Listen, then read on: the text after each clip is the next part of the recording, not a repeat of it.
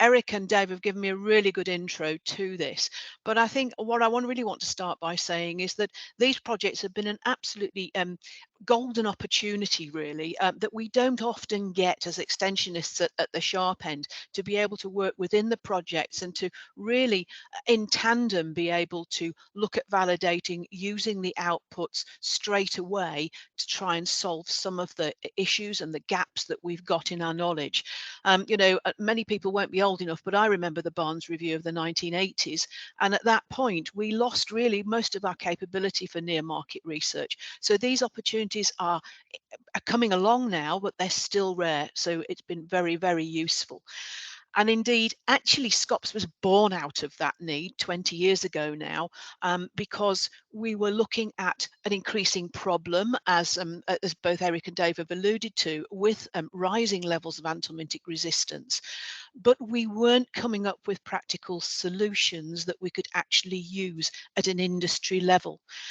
And I think also, and I'll probably refer to this again as we go through, it's very easy to forget, I think, that what SCOPS raison d'etre is to actually reduce our reliance on anthelmintics. So whilst we're talking a lot about the medicinal end of worm control today, what we're really aiming to do, and all of us is aiming to do, is to reduce our reliance on those and to encourage people to adopt other sustainable methods.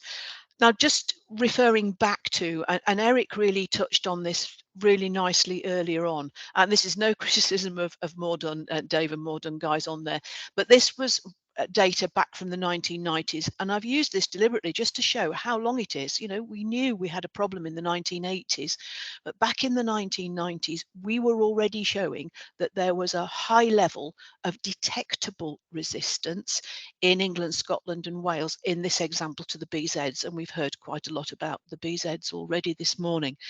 But the problem was, and the problem is still, as Eric has alluded to, the farmer on the ground thinks, well, so what? What does that mean to me? What do I need to do about it?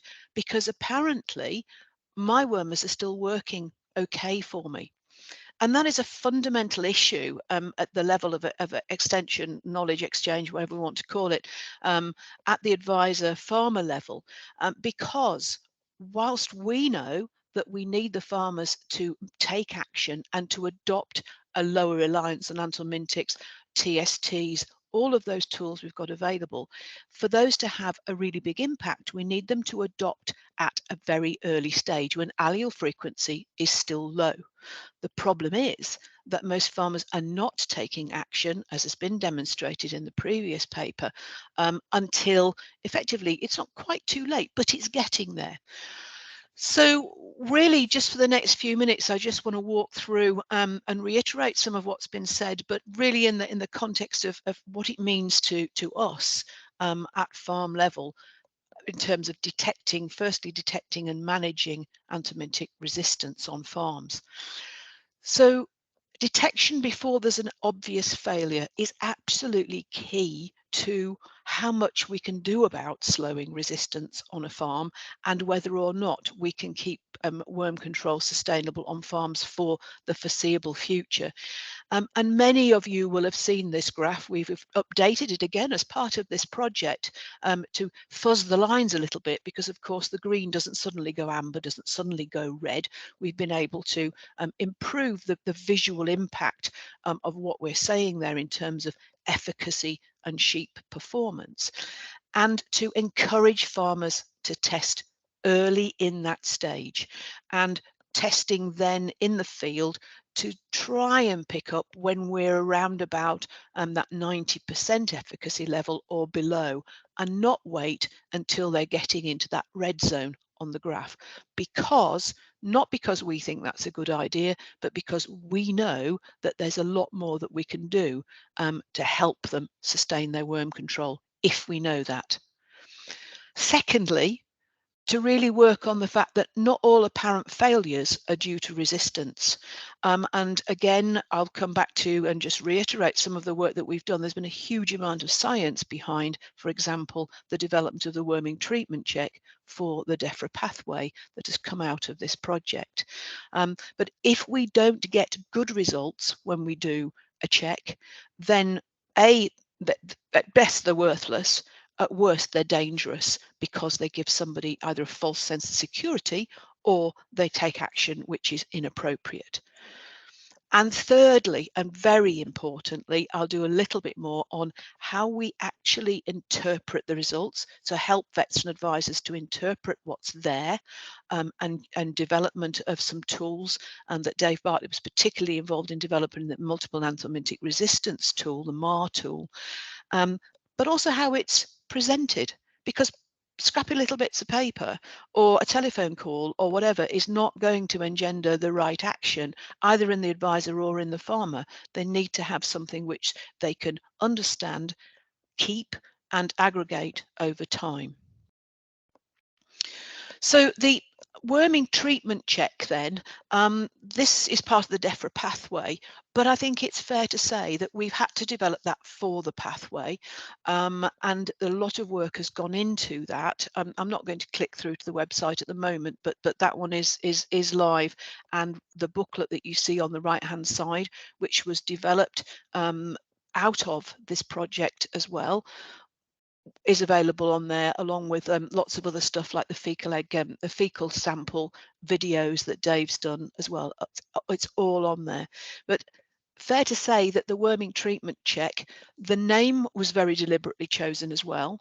It's not an anthelmintic resistance check. And again, I think those of us who are involved in advising farmers and other professionals, we need to be very careful about how glibly we talk about anthelmintic resistance.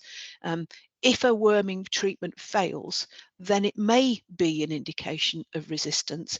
It may not. It may simply be an indication that the samples were taken badly or the samples were handled badly. So we need to be really careful as professionals.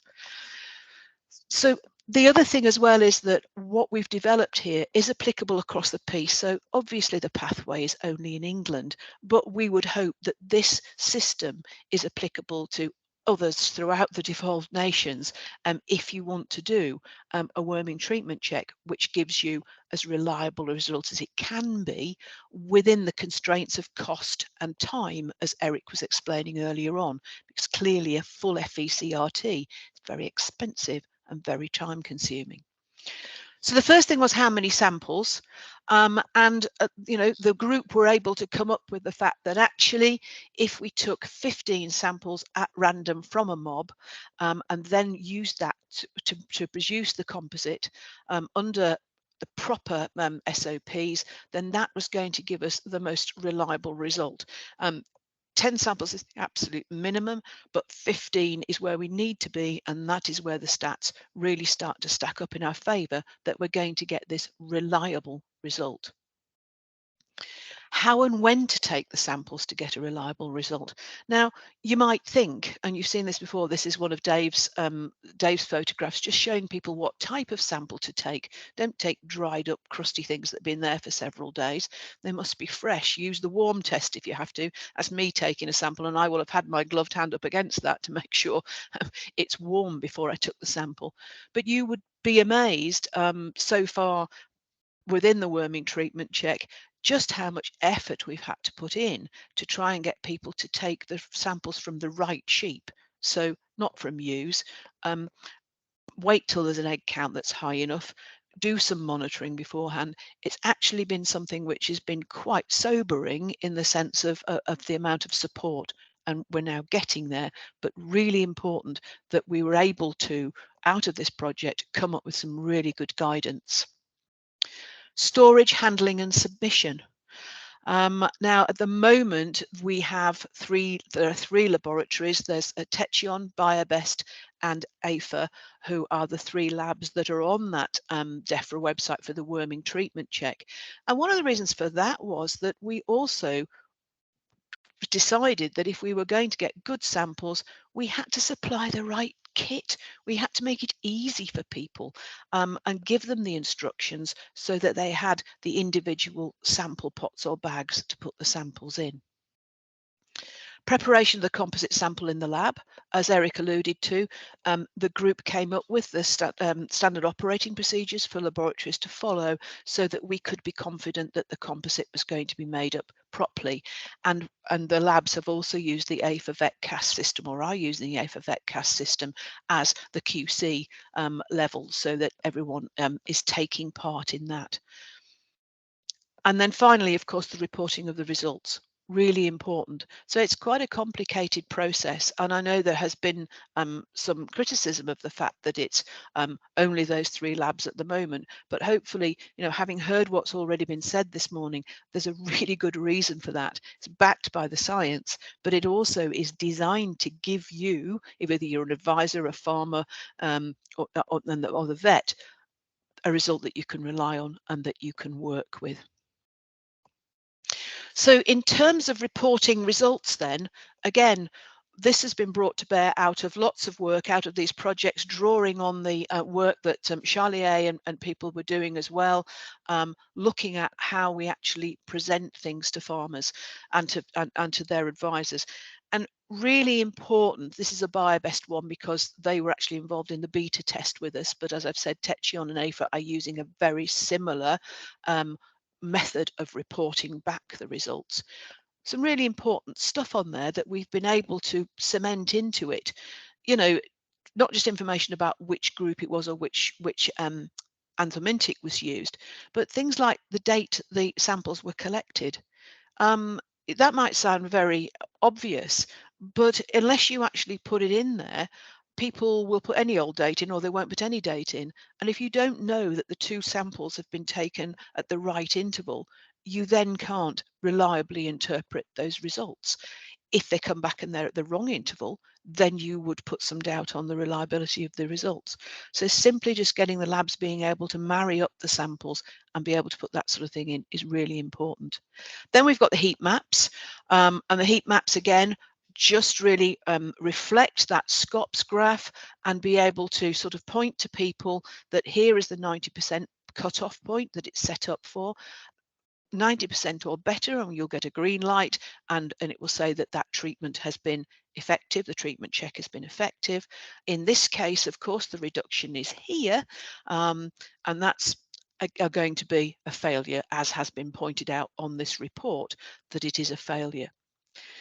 But then on the other page, very importantly, to reflect this need to be confident of the results before you take them anywhere and you do anything on farm with them, is to just have that checklist so the advisor can go through it with the farmer and work out whether or not they're happy with that result before they make any decisions. Now, the other thing that we've got very much so from this is to start looking at the management of anthelmintic resistance, multiple anthelmintic resistance, and we've heard quite a bit about that. And there's a couple of studies here. We've had other data this morning as well. It is something which is creeping up on us. But what we've also learned is that the predominant type of worms at different times of year is very, very different. And so depending on when you actually do this test, when you actually do this test, if you're doing it in the summer, you probably get a predominance of Tillodyssagia. You do it in the autumn, you're probably getting a predominance of Trichostrongylus. So this need to build the picture across the farm by doing multiple tests, and the work that's come out, as Eric was explaining, to get us nearer to having a speciation that we can use that's accessible and affordable on farm is really important. And one of the other things that was developed, and I will just click through to this very quickly, is do go and have a look at it, but Dave and a subgroup of us have developed a little support tool that if someone thinks they've got multiple anthelmintic resistance, they can work through this and help guide them towards making considered decisions rather than.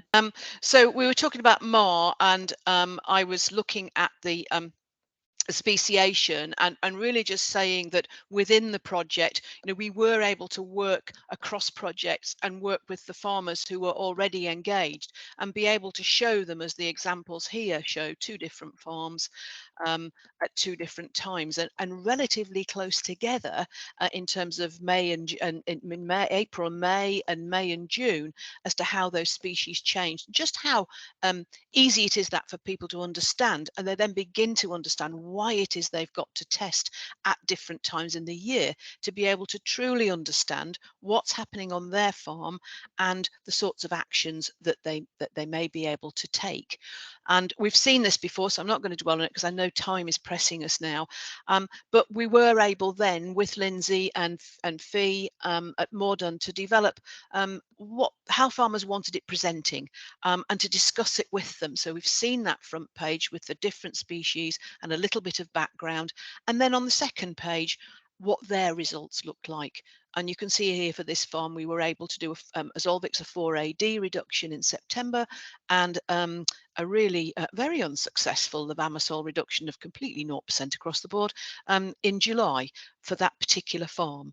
And interestingly, for another farm here, just a very quick example, is where we had a levamisole test in July, and pre-testing. We looked at pre and post, and there was a 22% efficacy on that. But the really interesting point was that, if you look at it, our dear friend Tila dysagia, which has been getting a pretty bad press for good reasons this morning, because it is the nub of our problems a lot of the time, 0% reduction, whereas Trichostrongylus was on 85%. And whilst that's below 90, it's still not a disaster. Whereas without that information, that farmer may not have been so easy to encourage to think about possibly trying levamisole again later in the year, when Trichostrongylus may well be the more dominant worm species, and therefore they might still be able to use 2LV on that farm. And it's those nuances that the advisor needs to be able to develop with the farmer. And just finally, so I'm quite glad you didn't miss all of the 15 minutes, was to just go back to what Dave was saying in his work with his quarantine, his animal movements, because this was really important on a couple of counts in terms of what came out of it.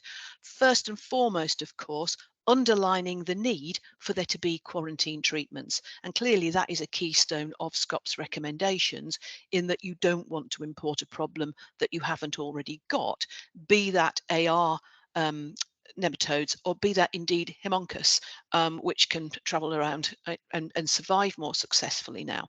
So that was really, really important.